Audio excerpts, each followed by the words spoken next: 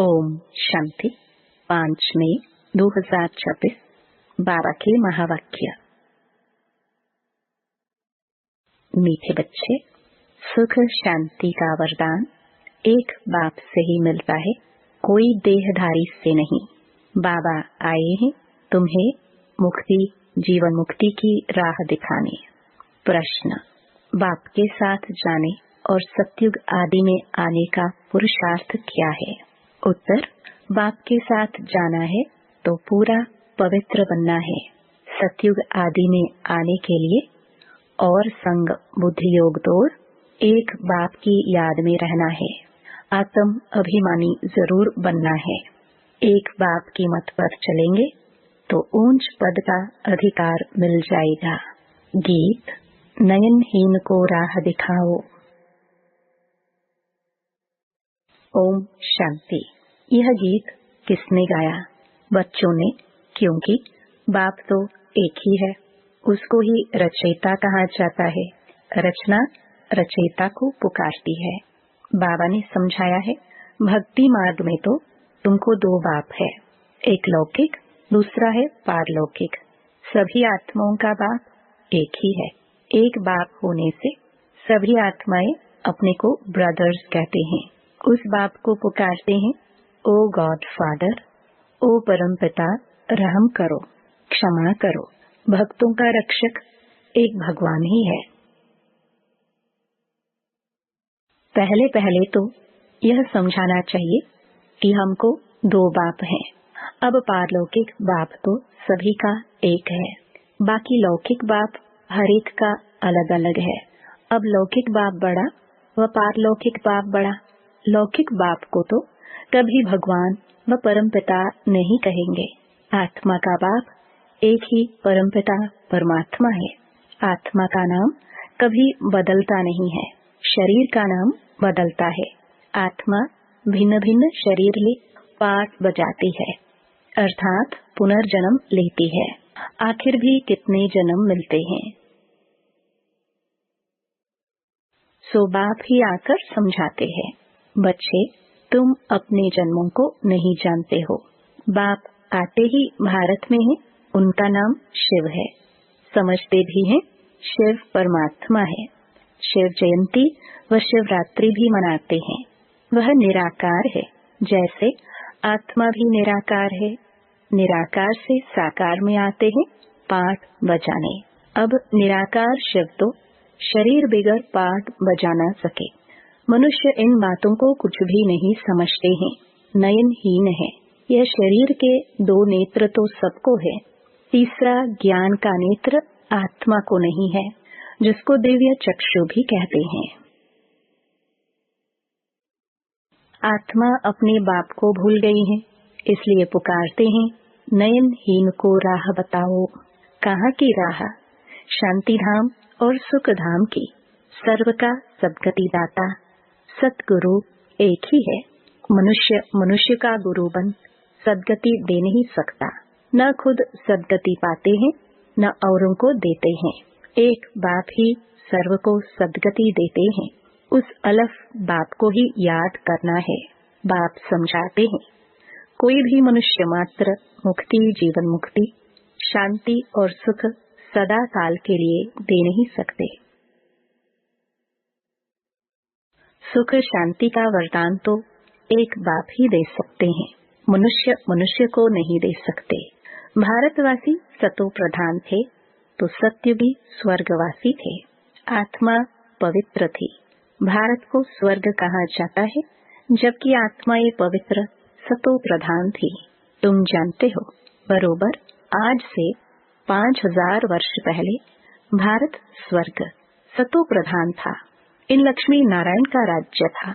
अभी कलयुग का भी अंत है, इसको नरक कहा जाता है। यही भारत स्वर्ग था तो बहुत धनवान था। हीरे जवाहरों के महल थे। बाप बच्चों को याद दिलाते हैं,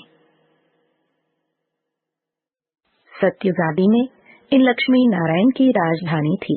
उसको स्वर्ग वैकुंठ कहा जाता है। अभी तो स्वर्ग है नहीं, यह बाप समझाते हैं। बाबा भारत में ही आते हैं, निराकार शिव की जयंती भी मनाते हैं, परंतु वह क्या करते हैं यह कोई नहीं जानते। हम आत्माओं का बाप शिव है, उनकी हम जयंती मनाते हैं। बाप की बायोग्राफी को भी नहीं जानते। गाया भी जाता है, दुख में सिमरन सब करे। पुकारते हैं, ओ गॉड फादर रहम करो। हम बहुत दुखी हैं क्योंकि यह रावण राज्य है।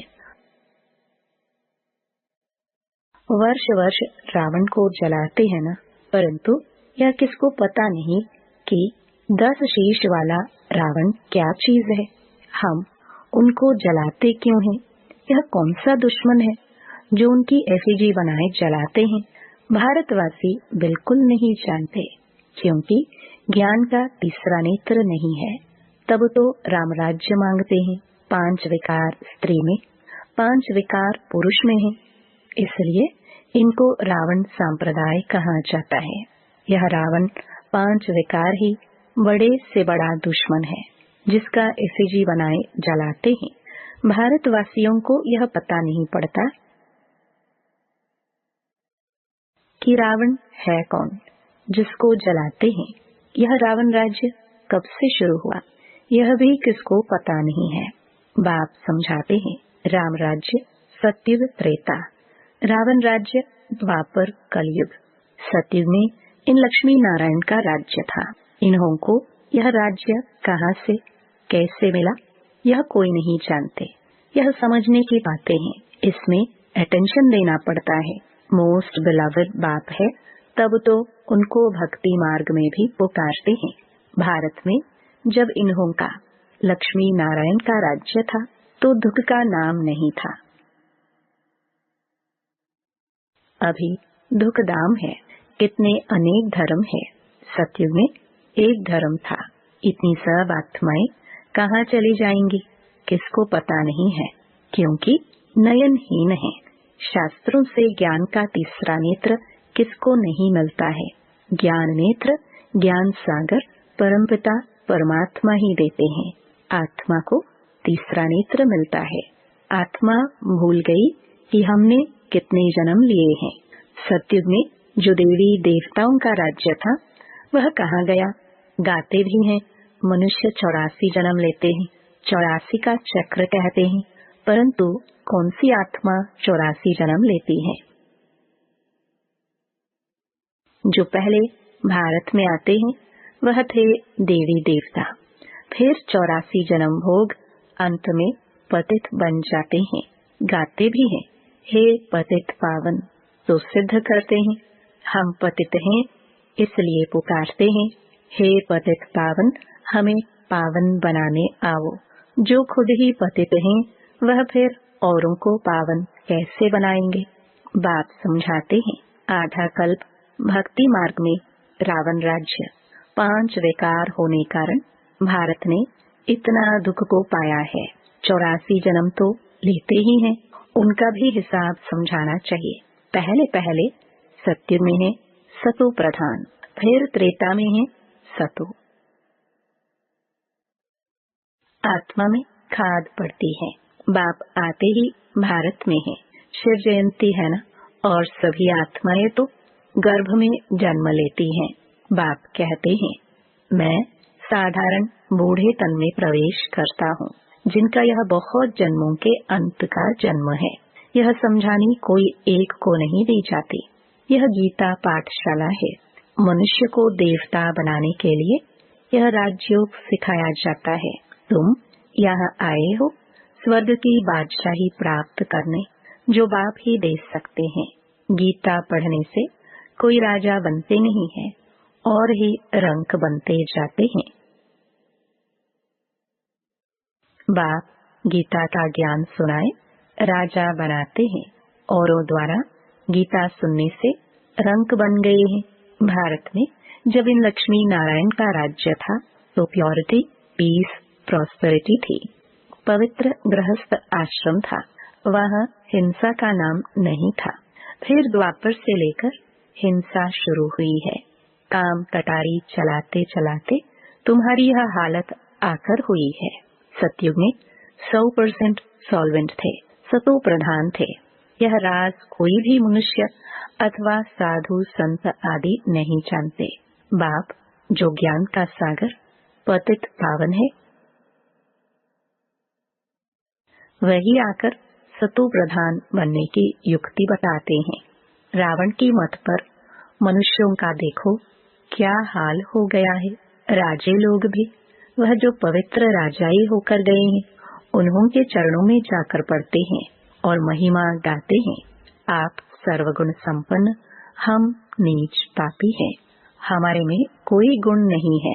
फिर कहते हैं आपे ही तरस परोई, हमको आकर मंदिर लायक बनाओ। किसकी भी समझ में नहीं आता कि बाप कैसे आकर फिर से देवी देवता धर्म की स्थापना कराते हैं। अब तुम समझते हो, हम सो देवी देवता धर्म के थे, हम सो क्षत्रिय वैश्य शूद्र बने, इतने जन्म लिए, अब 84 जन्म पूरे हुए हैं। फिर दुनिया का चक्र फिरना चाहिए, इसलिए फिर तुमको पावन यहाँ बनना है। पतित तो सुखधाम शांति धाम में नहीं जा सकते। बाप समझाते हैं तुम जो सतो प्रधान थे वह तमो प्रधान बने हो। गोल्डन एज से फिर आयरन एज में आए हो, फिर गोल्डन एज बनना है, तब मुक्ति धाम सुख धाम में जा सकेंगे। भारत सुख धाम था, अब दुख धाम है। गीत में भी सुना, हम नयनहीन को राह बताओ, हम अपने शांति धाम में कैसे जाए। वो लोग तो कह देते हैं परमात्मा सर्वव्यापी है, फलाना अवतार है, परशुराम अवतार है। अब बाप परशुराम वन किसको मारते होंगे क्या? हो नहीं सकता। बाप समझाते हैं तुमने इस चक्र में कैसे 84 जन्म लिए हैं। अब मुझ अलफ को याद करो। हे आत्माएं, देह अभिमानी बनो। देह अभिमानी बन तुम बिल्कुल ही दुखी, कंगाल, नरकवासी बन पड़े हो।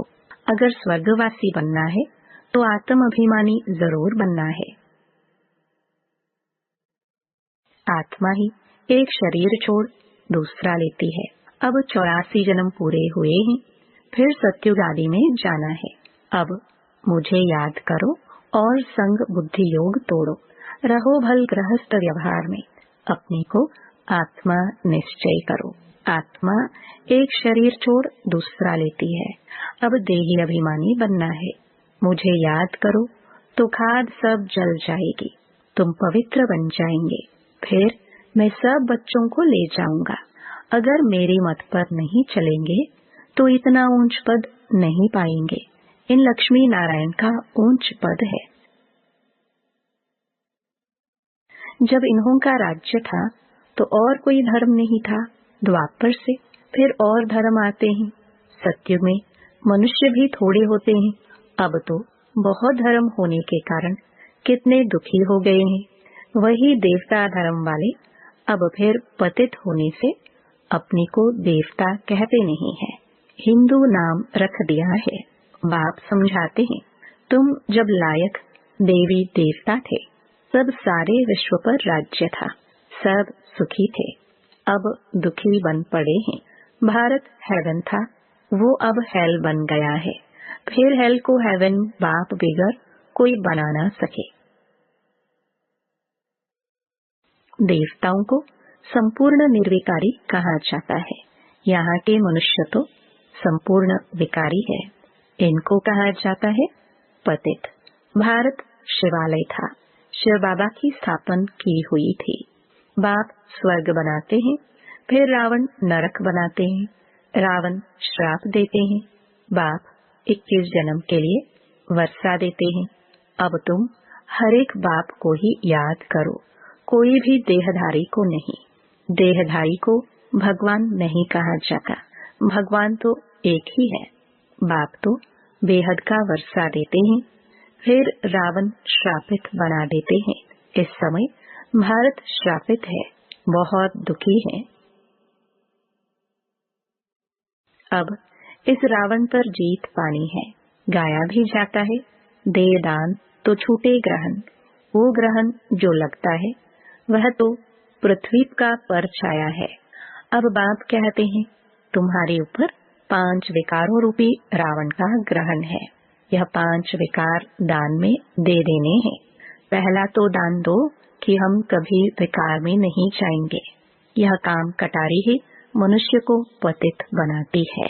अच्छा, मीठे मीठे सिखिलते बच्चों प्रति माता पिता बाप दादा का याद प्यार और गुड मॉर्निंग। रूहानी बाप की रूहानी बच्चों को नमस्ते। धारणा के लिए मुख्य सार। पहला, बाप जो नॉलेज देते हैं उसे पूरा अटेंशन देकर पढ़ना है। ज्ञान के तीसरे नेत्र से अपने 84 जन्मों को जान अब अंतिम जन्म में पावन बनना है। दूसरा, रावण के श्राप से बचने के लिए एक बाप की याद में रहना है। 5 विकारों का दान दे देना है। एक बाप की मत पर चलना है। वरदान, ताज और तिलक को धारण कर बाप दादा के मददगार बनने वाले दिल तख्त नशीन भाव। जब कोई तख्त पर बैठते हैं तो तिलक और ताज उनकी निशानी होती है। ऐसे जो दिल तख्त नशीन है उनके मस्तक पर सदैव अविनाशी आत्मा की स्थिति का तिलक दूर से ही चमकता हुआ नजर आता है। सर्व आत्माओं के कल्याण की शुभ भावना उनके नयनों से व मुखड़े से दिखाई देती है। उनका हर संकल्प, वचन और कर्म बाप के समान होता है। स्लोगन, सरल याद के लिए सरलता का गुण धारण करो, संस्कारों को सरल बनाओ। ये अव्यक्त इशारे सदा अचल अडोल एकर स्थिति का अनुभव करो। जिसको ड्रामा के ज्ञान की शक्ति प्रैक्टिकल जीवन में धारण है वह कभी भी हलचल में नहीं आ सकते। सदा एक रस अचल अडोल बनने और बनाने की विशेष शक्ति यह ड्रामा की पॉइंट है। इसे शक्ति के रूप में धारण करने वाले कभी हार नहीं खा सकते। इस कल्याणकारी ड्रामा की हर सीन में कोई न कोई कल्याण समाया हुआ है। धैर्यवत बन साक्षी हो देखने का अभ्यास करो तो अचल अडोल रहेंगे। ओम शांति।